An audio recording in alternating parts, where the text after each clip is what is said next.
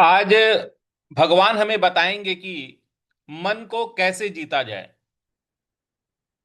जी हाँ, आज हम भगवत गीता के छठे अध्याय के 35वें श्लोक का अध्ययन करेंगे। तो आइए शुरू करते हैं। कृष्णाय वासुदेवाय हरये परमात्मने प्रणतः क्लेशनाशाय गोविंदाय नमो नमः। श्री कृष्णं वंदे जगद्गुरुम। जय जय सिया राम। तो आइए पठन शुरू करते हैं। ओम श्री परमात्मने नमः। श्रीमद्भगवद्गीता अथ षष्ठोऽध्यायः। श्रीभगवानुवाच असन असन देखिए, छोटा वाला स है, उसके ऊपर अनुस्वार है। तो असन सन इस प्रकार से बोलेंगे। असंशयम असंशयम महाबाहो महाबाहो असंशयम महाबाहो मनो मनो दुर्निग्रहं दुर्निग्रहं चलम दुर्निग्रहं चलम। देखिए, असंशयम छोटा वाला स है तो स बोलना है, उसके ऊपर अनुस्वार है, उसका उच्चारण न में ले आना है। असं संशयम, जो बड़ा वाला श है उसको श बोलेंगे। शयं महाबाहो महाबाहो असंशयम महाबाहो। इसके बाद मनो दुर्निग्रहं मनो दुर्निग्रहं चलम। देखिए, जो ह के ऊपर अनुस्वार है उसका इय के हिसाब से आपको उच्चारण ले आना है। तो मनो दुर्निग्रहं चलम। चलम, म के नीचे जो हलंत लगा हुआ है इसकी वजह से इसको हम चलम बोलेंगे, चलम नहीं बोलेंगे। चलम पूरा नहीं बोलना है, चलम। तो पूरी पंक्ति बन रही है आपकी। असंशयम महाबाहो मनो दुर्निग्रहं चलम। असंशयम महाबाहो मनो दुर्निग्रहं चलम। इस प्रकार से अगली पंक्ति है। अभ्यासेन अभ्या भ पर हमको बल लगाना है। अभ्यासेन तु कौन्तेय तू कौन्तेय, क पर औ की मात्रा है और न न पर हमको आघात देना है। कौन्तेय। उसके बाद अगला पद है वैराग्येण। वैराग्येण, ग पर हमको आघात देना है। वैराग्येण च गृह्यते च गृह्यते गृह्यते। तो पूरी पंक्ति बन रही है आपकी। अभ्यासेन तु कौन्तेय वैराग्येण च गृह्यते। अभ्यासेन तु कौन्तेय वैराग्येण च गृह्यते। तो पूरा इस श्लोक इस प्रकार से है। असंशयं महाबाहो मनो दुर्निग्रहं चलम।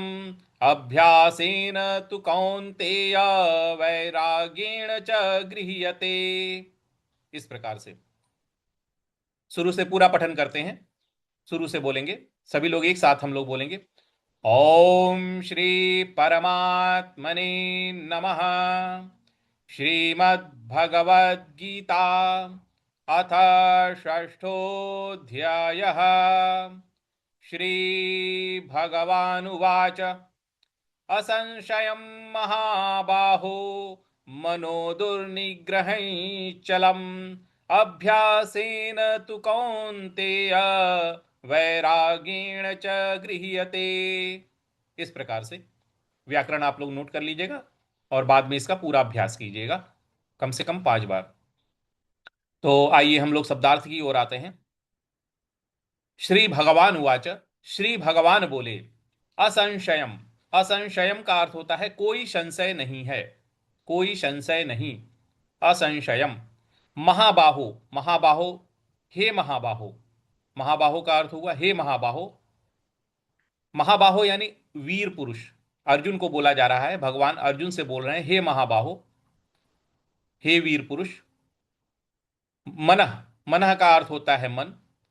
दुर्निग्रहम, दुर्निग्रहम का अर्थ होता है निग्रह करना कठिन, रोकना कठिन। दुर्निग्रहम का अर्थ हो गया रोकना कठिन, निग्रह करना कठिन। चलम का अर्थ है चंचल होना, विचलन करना, चलम चलम, चंचल होना। अभ्यासेन, अभ्यासेन का अर्थ हो गया अभ्यास से। तू, तू का अर्थ होता है परंतु। कौन्तेय, कौन्तेय, हे कुंती पुत्र, कौन्तेय का अर्थ हुआ हे कुंती पुत्र। अर्जुन को भगवान श्री कृष्ण बोल रहे हैं हे कौन्तेय। वैराग्येण, वैराग्येण का अर्थ हुआ वैराग्य के द्वारा। च का अर्थ होता है और। गृह्यते का अर्थ होता है निग्रह करना। गृह्यते का अर्थ हो गया रोकना या निग्रह करना। तो पूरा अर्थ क्या बन रहा है? श्री भगवान बोले, हे महाबाहो, इसमें कोई संशय नहीं कि मन बहुत चंचल और कठिनता से वश में होने वाला है, परंतु हे कुंती पुत्र, इसका निग्रह अभ्यास से और वैराग्य के द्वारा करना होता है। देखिए, पीछे के दोनों श्लोकों में अर्जुन ने भगवान से प्रश्न किया था हम ही लोगों के लिए कि मन तो बड़ा ही चंचल है, हम उसे कैसे रोक पाएंगे? और इतना चंचल है कि बलात् हमें परेशान, मतलब हम जो है उसके वश में हो जाते हैं और वो अपनी इच्छा को पूर्ण करा लेता है। तो हम किस प्रकार से मन को अपने वश में कर पाएंगे? ऐसी कौन सी युक्ति हम जो है अपना पाएंगे? तो उसी का उत्तर आज भगवान दे रहे हैं और वो हमें बता रहे हैं। तो देखिए, यहां भगवान ने हमें दो आध्यात्मिक अस्त्रों के बारे में बताया है। ऐसे अस्त्र जो हमारे पास हैं, दिखते नहीं हैं, हमारे पास हैं, आध्यात्मिक अस्त्र, उनके बारे में उन्होंने बताया है। दो हथियार ऐसे हैं जो हमारे भीतर हैं और जो सीधे मन पे वार करते हैं, मन पे काम करते हैं। अभ्यास और वैराग्य, दोनों के विषय में आज भगवान ने हमें सीधा समझा दिया है। तो देखिए, पहला अस्त्र बताया भगवान ने, अभ्यास, प्रैक्टिस। मन को बार बार एक ही जगह पर खींच कर लाने का अभ्यास। जैसे हमारे गुरुजन कहते हैं कि नाम रूप लीला धाम, भगवान के नाम का स्मरण, भगवान के रूप का ध्यान, भगवान की लीलाओं का ध्यान, और भगवान के ध्यान में, भगवान के धाम में घूमना, उसका जो है विचरण करना अपने मस्तिष्क में, उसकी व्यवस्था बना करके उसको देखना। तो इस प्रकार से मन को भगवान में लगाना और बार बार हर प्रकार से। तो ये अभ्यास है कि मन को बार बार एक ही विषय पर खींच कर लगाना, फिर मन भगेगा, फिर उसे खींच के लाना, फिर मन भगेगा, फिर उसे खींच के लाना। तो इस प्रकार से धीरे धीरे धीरे धीरे अभ्यास बनता है। तो पहला हथियार भगवान ने बताया, पहला अस्त्र भगवान ने बताया अभ्यास, जो कि हमें अपने ऊपर लागू करना है। दूसरा भगवान ने बताया वैराग्य, डिटैचमेंट, इच्छाओं और आसक्तियों से बाहर निकलना। जब तक हम इच्छाओं और आसक्तियों से बाहर नहीं, मतलब निकलेंगे, तब तक मन को हम कैसे वश में कर पाएंगे?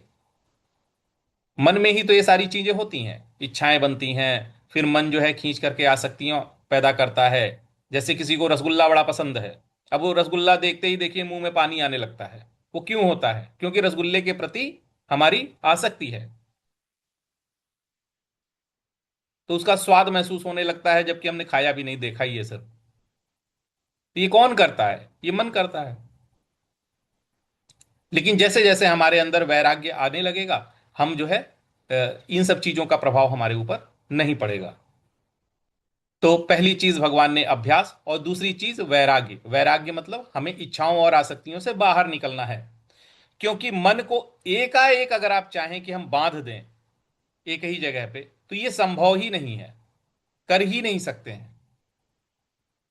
क्योंकि मन इतना बलशाली है कि वो कैसे भी करके इतना प्रमथ देता है, अंदर मंथन कर देता है, इतनी मतलब इतना बल पूर्वक वो अंदर मथता है पूरे नस नाड़ियों को, कि बलात् वो खींच लेता है अपने आसक्तियों की तरफ।